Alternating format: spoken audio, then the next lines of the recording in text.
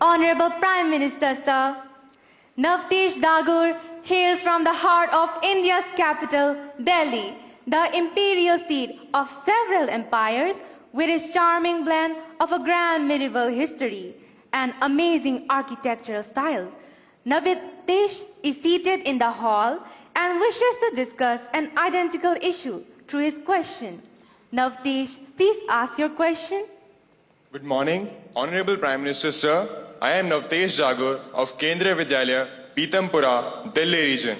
Sir, my question to you is, how do I deal with my family's situation when my results are not good? Kindly guide me, sir. Thank you very much. Thank you Navtesh. माननीय प्रधानमंत्री जी, संसार को शांति और करुणा का संदेश देने वाले भगवान बुद्ध, गुरु गोविंद सिंह तथा वर्धमान महावीर की जन्मभूमि प्राचीन नगर पटना से प्रियंका कुमारी कुछ इसी प्रकार की समस्या से जूझ रही हैं और आपका मार्गदर्शन चाहती हैं। प्रियंका, कृपया अपना प्रश्न पूछिए। नमस्ते माननीय प्रधानमंत्री जी, मेरा नाम प्रियंका कुमारी है। मैं रवीन बालिका +2 विद्यालय से राजेंद्र नगर पटना से 11वीं की छात्रा हूँ। मेरा प्रश्न यह है कि मेरे परिवार में सब अच्छे नंबर से पास हुए हैं, मुझे भी अच्छा नंबर लाना है। इसके लिए मैं तनाव में चली गई हूँ। इसके लिए आप मुझे मार्गदर्शन दें। धन्यवाद। धन्यवाद प्रियंका। माननीय प्रधानमंत्री जी, अश्विनी, नवतेश एवं प्रियंका यह महसूस करते हैं कि यह महत्वपूर्ण मुद्दा कई छात्रों को प्रभावित करता है और इसे हल करने के लिए आपका मार्गदर्शन चाहते हैं। अश्विनी, आप क्रिकेट खेलती हैं क्या? क्रिकेट में गूगली बॉल होता है।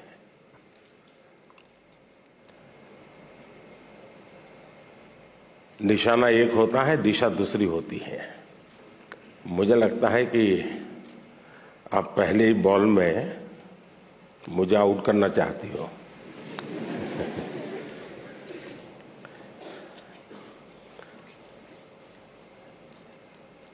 अगर परिवार के लोगों के आपके से बहुत अपेक्षाएं होना बहुत स्वाभाविक है और उसमें कुछ गलत भी नहीं है, लेकिन अगर परिवार के लोग अपेक्षाएं सोशल स्टेटस के कारण कर रहे हैं तो वो चिंता का विषय है। उनका सोशल स्टेटस का उन पर इतना दबाव होता है, उनके मन पे इतना प्रभाव होता है कि उनको लगता है कि जब सोसाइटी में जाएंगे तो बच्चों के लिए क्या बताएंगे। अगर बच्चे वीक हैं तो कैसे उनके सामने चर्चा करेंगे। और कभी कभी मां बाप भी आपकी क्षमता को जानने के बावजूद भी अपने सोशल स्टेटस के कारण अपने आसपास के साथियों दोस्तों में क्लब में जाते हैं, सोसाइटी में जाते हैं, कभी तालाब में कपड़े धोए जाते हैं, बैठते हैं, बातें करते हैं, बच्चों की बातें निकलती हैं, फिर उनको एक इन्फीरियरिटी कॉम्प्लेक्स आता है और इसलिए बाहर बहुत बड़ी बड़ी बातें बता देते हैं अपने बच्चों के लिए और फिर धीरे धीरे वो इंटरनलाइज कर लेते हैं और फिर घर में आकर के भी वही अपेक्षाएं करते हैं। और समाज जीवन में ये सहज प्रवृत्ति बनी हुई है। दूसरा, आप अच्छा करेंगे तो भी हर कोई आपसे नई अपेक्षा करेगा। हम तो राजनीति में हैं, हम कितने ही चुनाव क्यों न जीत लें, लेकिन ऐसा दबाव पैदा किया जाता है कि हमें हारना ही नहीं है। 200 लाए हैं तो बोले 250 क्यों नहीं लाए, 250 लाए तो 300 क्यों नहीं लाए, 300 लाए तो 350 क्यों नहीं लाए। चारों तरफ से दबाव बनाया जाता है। लेकिन क्या हमें इन दबावों से दबना चाहिए क्या? पल भर सोचिए कि आपको जो दिन भर कहा जाता है, चारों तरफ से जो सुना जाता है, उसी में अपना समय बर्बाद करेंगे कि आप अपने भीतर देखेंगे, अपनी क्षमता, अपनी प्रायोरिटी, अपनी आवश्यकता, अपने इरादे, थोड़ा हर अपेक्षाओं को उसके साथ जोड़िए। आप कभी क्रिकेट मैच देखने गए होंगे तो आपने देखा होगा कि कुछ बैट्समैन खेलने के लिए आते हैं और पूरा स्टेडियम, हजारों लोग होते हैं स्टेडियम में, वे चिल्लाना शुरू करते हैं, चौका चौका चौका, छक्का छक्का, शिक्षक। क्या वो ऑडियंस की डिमांड के ऊपर चौके और छक्के लगाता है क्या? ऐसा करता है क्या कोई प्लेयर? चिल्लाते रहे, कितना ही चिल्लाते रहे, उसका ध्यान उस बॉल पर ही होता है जो आ रहा है, उस बॉलर के माइंड को स्टडी करने की कोशिश करता है और जैसा बॉल है वैसे ही खेलता है। ऑडियंस चिल्लाता है, फोकस रहता है। अगर आप भी अपनी एक्टिविटी में फोकस रहते हैं तो ये आपके जो कुछ भी दबाव बनता है, अपेक्षाएं बनती हैं, कभी न कभी आप उसको मिटवित करेंगे, आप उस संकटों से बाहर आ जाएंगे। और इसलिए मेरा आपसे आग्रह होगा कि आप दबावों के दबाव में न रहें। हां, कभी कभी दबाव को एनालिसिस कीजिए। कहीं ऐसा तो नहीं है कि आप स्वयं के विषय में अंडर एस्टिमेट कर रहे हैं। आपकी क्षमता बहुत है, लेकिन आप खुद ही इतने डिफरेंस मेंटालिटी के हैं कि नया करने के लिए सोचते नहीं। तो कभी कभी वो अपेक्षाएं बहुत बड़ी ताकत बन जाती है, बड़ी ऊर्जा बन जाती है। और इसलिए अपेक्षाएं, मां बाप को क्या करना वो मैंने पहले ही कहा, सामाजिक दबाव में मां बाप ने बच्चों पर दबाव ट्रांसफर नहीं करना चाहिए, लेकिन बच्चों ने अपनी क्षमता से कम भी अपने आप को नहीं आंकना चाहिए। और दोनों चीजों की बल देंगे तो मुझे पक्का विश्वास है कि आप ऐसी समस्याओं को बहुत आराम से सुलझा देंगे।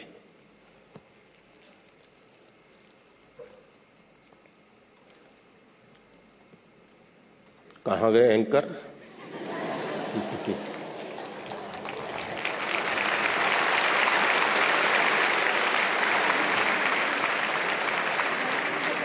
माननीय प्रधानमंत्री जी, आपका कोटि कोटि धन्यवाद। आपके प्रेरक वचनों से अभिभावकों का अपने बच्चों के लिए समझने का मार्ग मिला है। मान्यवर के दबाव में न रहें, हम गांठ बांधकर परीक्षा में उत्साह बनाए रखेंगे। आपका धन्यवाद। माननीय प्रधानमंत्री जी, चंबा प्रकृति के अनछुए सौंदर्य को समेटे भारत के पेरिस के रूप में प्रसिद्ध पर्वतीय नगर है। चंबा हिमाचल प्रदेश से आरुषि ठाकुर आभासी माध्यम से हमसे जुड़ रही हैं। आरुषि, कृपया अपना प्रश्न पूछिए। माननीय प्रधानमंत्री जी नमस्कार। मेरा नाम आरुषि ठाकुर है और मैं केंद्रीय विद्यालय बनीखेत ढलौजी, जिला चंबा की कक्षा 11वीं की छात्रा हूँ। माननीय, मेरा आपसे यह प्रश्न है कि परीक्षा के दौरान जो बात मुझे सबसे ज्यादा परेशान करती है वह यह है कि मैं पढ़ाई कहाँ से शुरू करूँ। मुझे हमेशा लगता है कि मैं सब कुछ भूल गई हूँ और मैं इसी के ही बारे में सोचती रहती हूँ, जो मुझे काफी तनाव देता है। कृपया कर मार्गदर्शन कीजिए। धन्यवाद सर। धन्यवाद आरुषि। माननीय प्रधानमंत्री जी, भारत में धान का कटोरा के नाम से प्रसिद्ध राज्य छत्तीसगढ़ की राजधानी है रायपुर।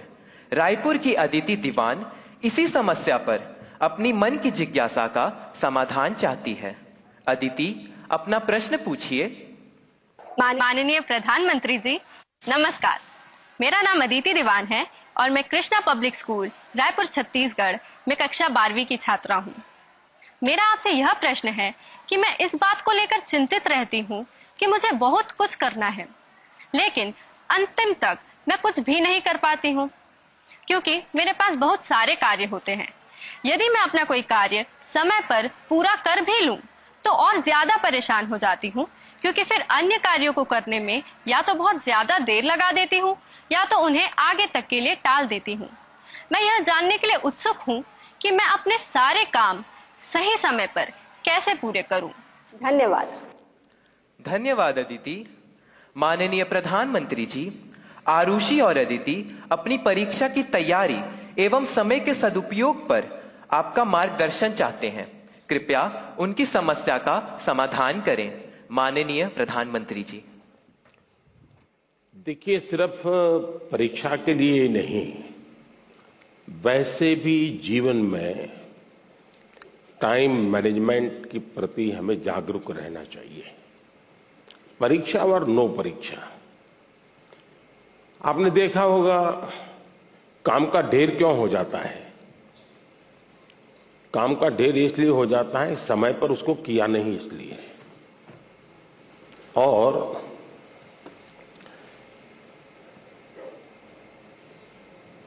काम करने की कभी थकान नहीं होती है जी।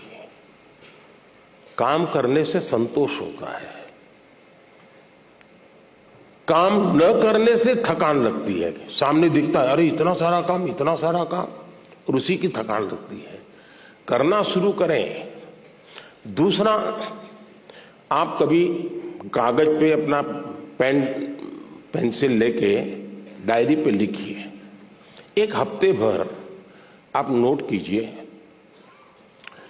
कि आप अपना समय कहां बिताते हैं। अगर पढ़ाई भी करते हैं तो कितना समय किस विषय को देते हैं, और उसमें भी शॉर्टकट ढूंढते हैं कि बेसिक में जाते हैं, बारीकियों में जाते हैं।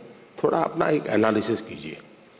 मैं पक्का मानता हूं कि आपको ध्यान में आएगा कि आप जो आपकी पसंद की चीजें हैं उसी में सबसे ज्यादा समय लगाते हैं और उसी में खोए रहते हैं। फिर 3 विषय ऐसे हैं जो कम पसंद है लेकिन जरूरी है, वो फिर आपको बोझ लगेगा। मैंने 2-2 घंटे मेहनत की लेकिन ये तो हुआ नहीं।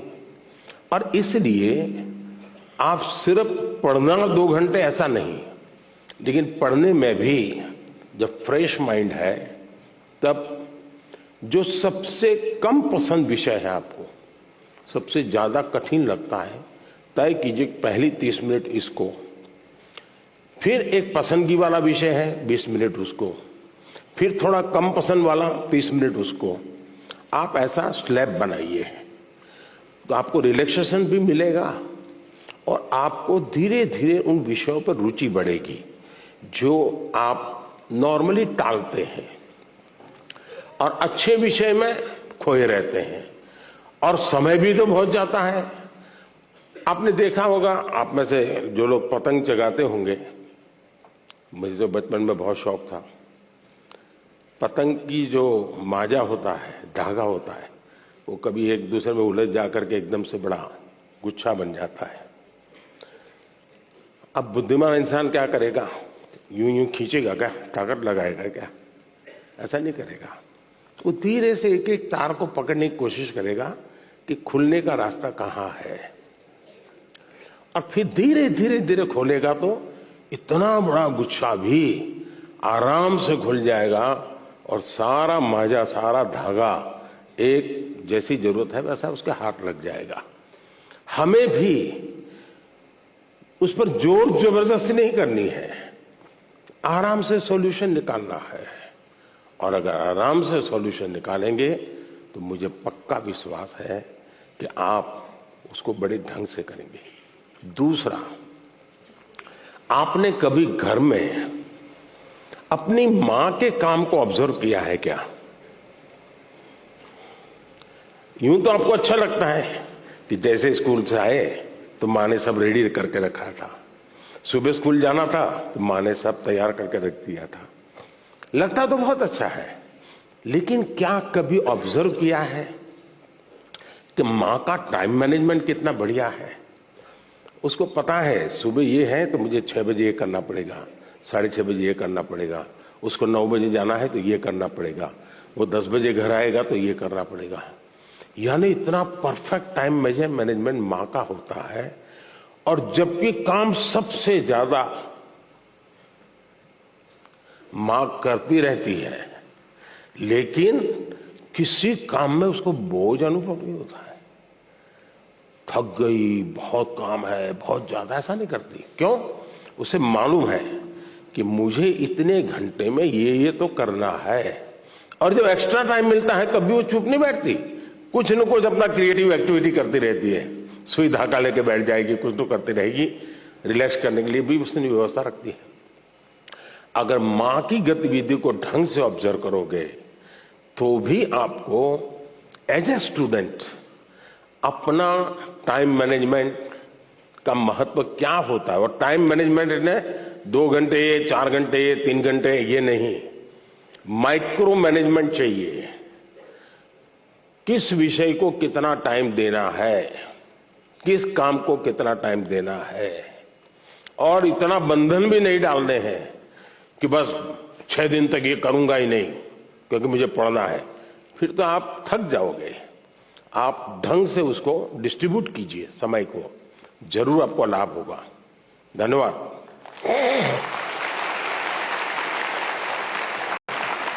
Thank you, Honorable Prime Minister, sir, for guiding us to be methodical and systematic in order to be an effective student. Honorable Prime Minister, sir, Rupesh Kashyap, hailing from Bastar district of Chhattisgarh, is known for his distinctive tribal art, the enchanting Chitrakoot waterfalls, and the finest quality of bamboo. Rupesh is present here with us and needs your advice on a topic that is of vital significance. Rupesh, please ask your question. Good morning, Honorable Prime Minister, sir. My name is Rupesh Kashyap. I am a student of class 9th from Swami Atmanand Government English. Camera उस बच्ची पे लगाइए। हाँ। From Swami Atmanand Government English Medium School, Darwa, District Bastar, Chhattisgarh. Sir, my question is, how can I avoid unfair means in exams? Thank you, sir. Thank you, Rupesh. Honorable Prime Minister, sir, from the heritage city of Jagannath Puri, the spiritual capital of Odisha, famed for its magnificent cone-shaped layout, Rath Yatra, and serene beaches, Tanmay Biswal seeks your guidance on a similar issue. Tanmay, please ask your question. Honorable Prime Minister, sir, Namaskar. My name is Tanmay Biswal. I am a student of Jawahar Navodaya Vidyalaya, Konark, Puri, Odisha. My question to you, sir, is how to eliminate cheating or copying activities of the students during examination. Kindly guide me on this. Thank you, sir. तन्मय, माननीय प्रधानमंत्री जी, रुपेश और तन्मय परीक्षा में अनुचित साधनों के प्रयोग से कैसे बचा जाए, इस विषय पर आपका मार्गदर्शन चाहते हैं। श्रद्धेय प्रधानमंत्री जी। मुझे खुशी हुई कि हमारे विद्यार्थियों को भी ये लग रहा है कि परीक्षा में जो गलत प्रैक्टिसेस होती हैं, माल प्रैक्टिसेस होती हैं, उसका कोई रास्ता खोजना चाहिए। खास करके जो मेहनती विद्यार्थी होते हैं उनको जरूर इसका बहुत ही चिंता रहती है कि मैं इतनी मेहनत करता हूं और ये चोरी कर करके, कॉपी कर करके, नकल करके अपना गाड़ी चला लेता है। पहले भी शायद चोरी तो करते होंगे लोग, नकल तो करते होंगे, लेकिन छुप छुप करके करते होंगे। अब तो बड़े गर्व से कहते हैं कि आज सुपरवाइजर को बुद्धू बना दिया।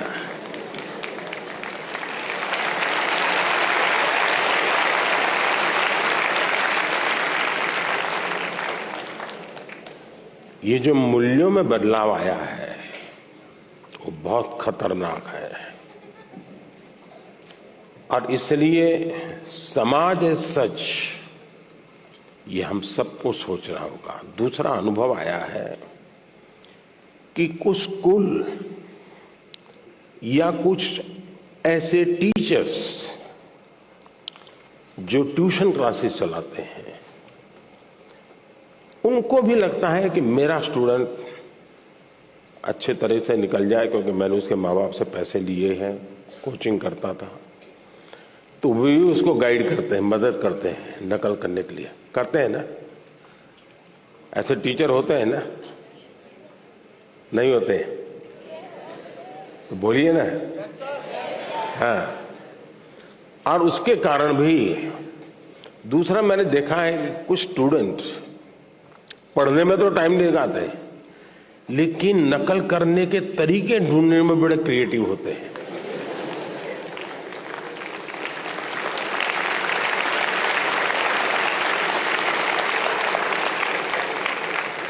उसमें घंटे लगा देंगे, वो कापली बनाएंगे तो उसमें छोटे छोटे छोटे अक्षरों की बनाएंगे।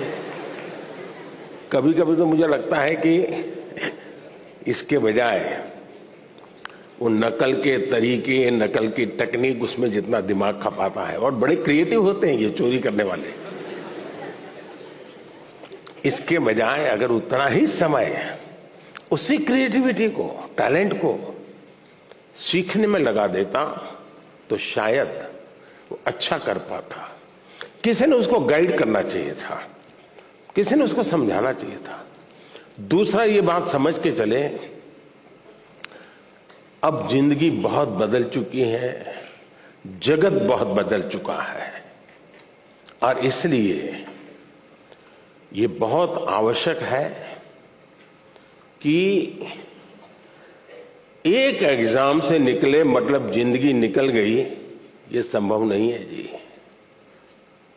आज आपको डगर डगर हर जगह पे कोई न कोई एग्जाम देनी पड़ती है। कितनी जगह पे नकल करोगे जी? और इसलिए जो नकल करने वाला है वो शायद एक आध दो एग्जाम को तो निकल जाएगा, लेकिन जिंदगी कभी पार नहीं कर पाएगा।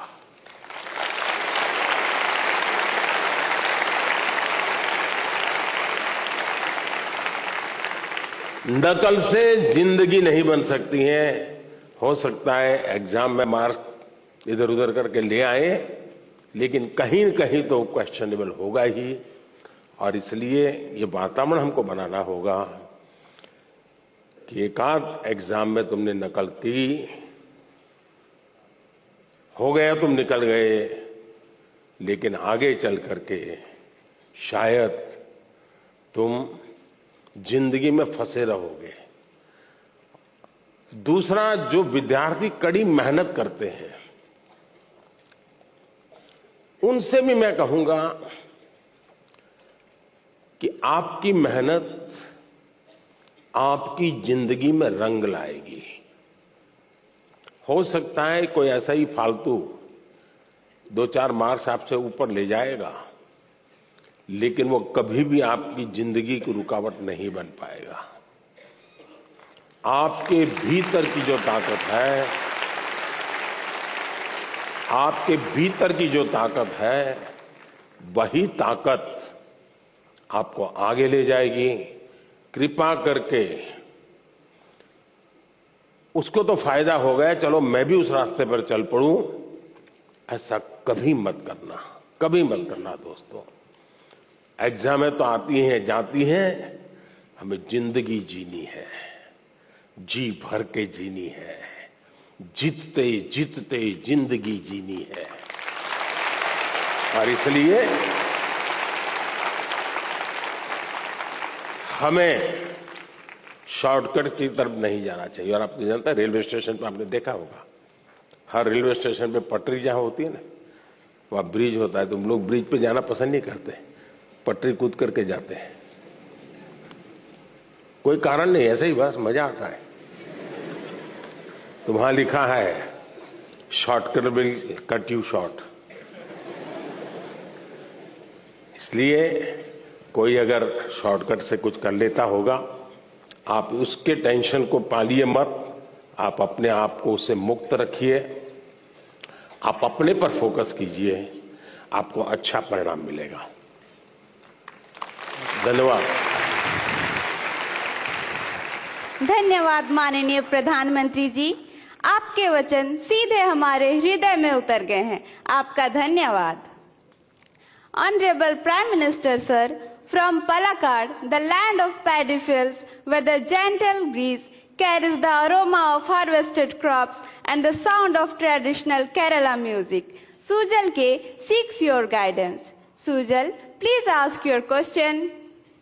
नमस्कार आदरणीय प्रधानमंत्री महोदय, मेरा नाम तेजस सुजय है। मैं 9वीं कक्षा में केंद्रीय विद्यालय कंजीकोट एर्नाकुलम संभाग का छात्र हूँ। मेरा प्रश्न यह है, हार्ड वर्क और स्मार्ट वर्क में से कौन सा वर्क जरूरी है? क्या अच्छी परिणामों के लिए दोनों जरूरी हैं? कृपया अपना मार्गदर्शन दीजिए। धन्यवाद श्रीमान। Thank you, Sujal. Honorable Prime Minister Sir. क्या सवाल था उनका? क्या पूछ रहे थे? सर, हार्ड वर्क के बाद। हार्ड वर्क और स्मार्ट वर्क। हार्ड वर्क और smart work. Thank you sir.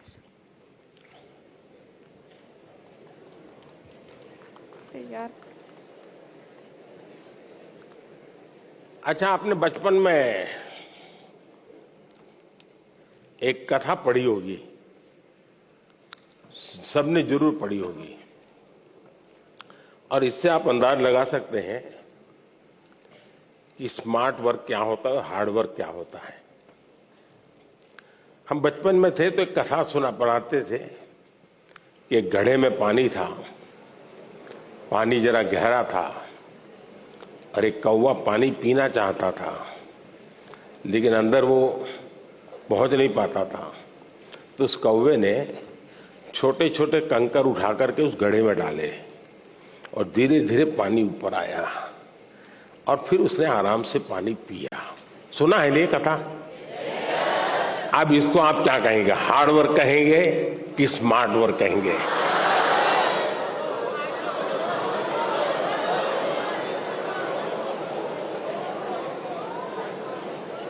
और देखिए, ये जब कथा लिखी गई ना, तब स्ट्रॉ नहीं था, वरना एक कौवा बाजार में जाके स्ट्रॉ लेके आता। देखिए, कुछ लोग होते हैं जो हार्ड वर्क ही करते रहते हैं, कुछ लोग होते हैं जिनके जीवन में हार्ड वर्क का नामो निशान नहीं होता है, कुछ लोग होते हैं जो हार्डली स्मार्ट वर्क करते हैं।